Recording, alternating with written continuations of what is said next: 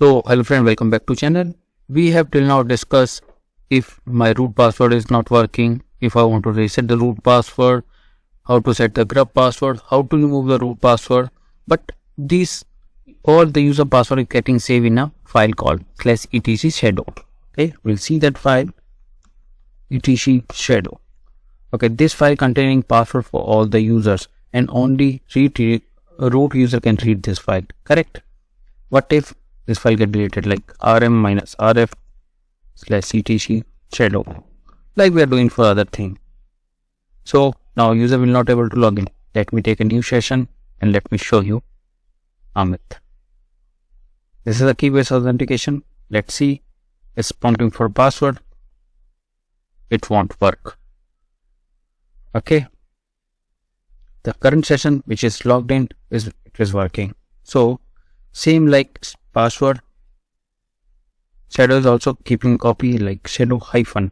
So this is the latest copy. You'll see.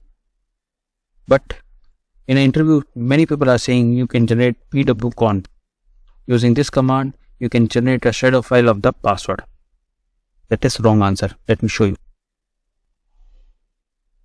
/etc password.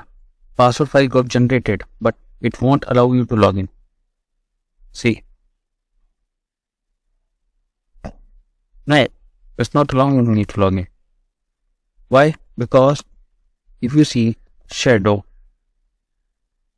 this file is having just similar like password file.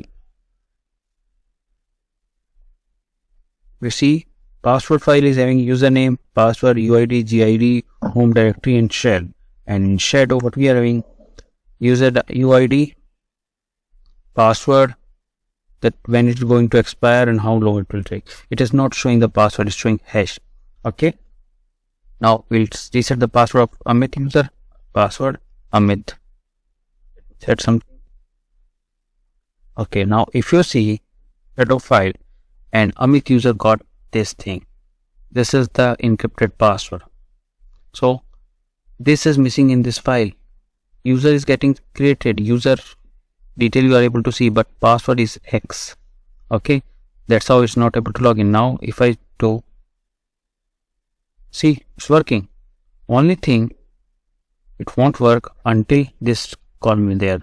So people who are saying in an interview pwconv will generate a shadow file, that's the wrong answer. It will just showcase as a syntax where password is missing. It won't allow you to log in. So to overcome this, cp/etc shadow hyphen and make it to shadow.